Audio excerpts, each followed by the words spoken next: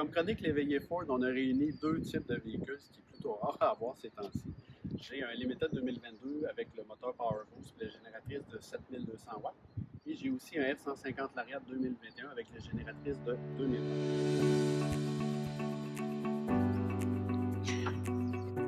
La plupart des camions Ford ont des prises de courant domestiques avec un convertisseur de courant, ce qui fait que le conducteur avant, les passagers arrière, puis dans la caisse, on a des prises de courant de 400 watts par défaut. Certains de ces camions-là ont aussi une génératrice. Dans le cas du véhicule présent, on a un Lariat 2021 qui a la génératrice de 2000 watts. On va le voir ici, la prise de courant domestique qui est ici, qui peut aussi supporter du 20 ampères. C'est pour ça qu'il y a la petite appendice sur le côté ici, contrairement à ce que vous n'avez pas généralement à la maison. Pour accéder à cette génératrice-là, on va passer par les modes fonction. Et on a le Pro Power Onboard qui est juste ici. Par défaut, le Pro Power Onboard, lorsqu'il est allumé, vous donne une puissance maximale de 400 watts, comme je vous disais tantôt, ce qui est pas mal la norme là, dans la majorité des camions. Quand j'active le mode générateur, on peut aller chercher à ce moment-là jusqu'à 2000 watts de puissance. Avec le camion qu'on a ici, le moteur à essence régulier, dans le fond, on a besoin de laisser le véhicule en marche pour être capable de bénéficier du 2000 watts de puissance. On va aller voir ce que ça donne en arrière. Puis on va aussi le comparer avec un moteur Power Boost qui, lui, a une batterie. C'est un véhicule hybride où là, on peut avoir jusqu'à 7200 watts de puissance. Je vous amène directement dans la caisse du F-150 parce que c'est ici qu'on va voir la plus grande différence entre les deux types de génératrices. Les véhicules F-150 sont équipés d'une prise de courant 110 volts, un peu comme à la maison. Et ici, on a aussi le bouton pour allumer ou éteindre le mode générateur comme on avait à l'intérieur tantôt.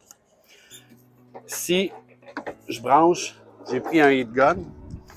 Ici, on a un heat gun qui dégage jusqu'à 1500 watts de puissance, ce qui serait impossible à faire avec les 400 watts d'origine. Ici, je le mets à la puissance 2, on voit qu'il n'y a aucune difficulté, le heat gun n'a aucun problème à générer la puissance. Si je pars le heat gun à la première intensité, on voit ici là, le 660 watts qui est utilisé. Et dès que j'enclenche le deuxième niveau, on va aller chercher jusqu'à 1200 watts de puissance à ce moment-là. Ici, on est à bord d'un F-150 Limited 2022 avec l'option du Power Boost et de la génératrice de 7200 watts. Toujours dans fonction ici, j'ai le même bouton Pro Power Onboard qu'on avait dans le Lariat, mais j'ai aussi un bouton physique qui est dédié juste ici en haut. La différence ici, le 7200 watts il est généré par deux génératrices de 3600 watts en réalité, ce qui fait que j'ai 3600 watts de 120 volts, mais je peux avoir aussi 7200 watts de 240 volts combinés. C'est un petit peu la différence principale entre les deux génératrices. C'est pour ça aussi que j'ai deux graphiques. A et B, qui sont les deux prises de courant qu'on va avoir dans la caisse là, que je vous montre à l'instant. La différence majeure lorsqu'on est équipé du moteur Power Boost avec la génératrice, que ce soit la 2400 watts ou la 7200 watts, je vais avoir à ce moment-là ici une prise de courant domestique A, prise de courant domestique B, là c'est les deux graphiques qu'on avait à l'intérieur. Mais j'ai aussi A plus B, qui est ici, qui va me donner un maximum de 30 ampères sur du 240 volts. On a la connexion qui est comme ça ici. C'est une connexion qu'on peut aussi relier à un système d'urgence à la maison ou n'importe quoi d'autre qui remplace carrément une génératrice standard. Si je branche ici, on va pouvoir voir sur le graphique numéro A, on va pouvoir voir l'utilité du même heat gun. Donc comme tantôt, on a les deux graphiques avec l'utilisation du Pro Power Onboard. Lorsque j'actionne le premier niveau, on voit le 710-740 watts de puissance qui est utilisé. Et lorsque j'enclenche le deuxième niveau, on va aller jusqu'au même 1350 watts, là, un petit peu plus que ce qu'on avait tantôt, de puissance. Dans les deux cas, les F-150, c'est important qu'ils soient en fonction, c'est-à-dire le moteur parti. La grande différence, c'est qu'avec le Pro Power Onboard qui est dans le moteur hybride, c'est la batterie du véhicule qui va fournir la puissance. Donc, comme actuellement, le moteur ne tourne pas. Donc, on est uniquement sur la batterie du véhicule. Comme on n'a pas de demande en énergie très grande, le moteur n'a pas besoin de partir.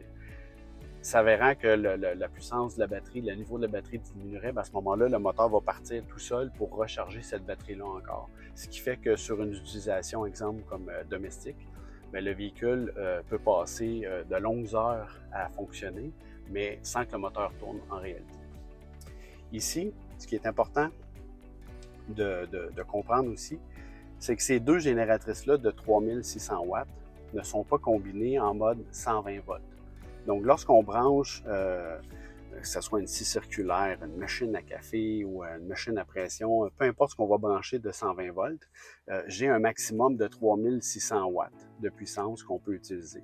La seule façon de combiner ces deux puissances-là, c'est avec du 240 volts, puis la prise de 30 ampères qu'on a vue en arrière tantôt. La plupart des fonctionnalités sont vraiment faciles d'accès avec l'écran de 12 pouces du F-150. On a aussi un petit onglet information. À chaque fois qu'on peut avoir une question sur un produit, le petit onglet I ici, on appuie dessus et ça nous donne de l'information. Ici, ce que le graphique nous présente, c'est que les deux circuits qu'on avait tantôt, le A et le B, bien, à l'intérieur de la cabine, on va avoir le circuit A seulement. Puis dans la caisse arrière, là, on va avoir le circuit B qui peut être aussi combiné pour faire du 240 volts avec le circuit A. Pour les camions qui sont munis de la génératrice, ici on voit 20 ampères maximum sur du 120 volts. On a aussi juste en haut un fusible. Donc si jamais il y avait une surcharge au niveau du système, on a ici le fusible qu'on peut remettre à zéro, là, faire un reset en bon français. Et dans la caisse en arrière, il y en a également deux qui sont juste à côté du bouton d'alimentation pour activer la génératrice.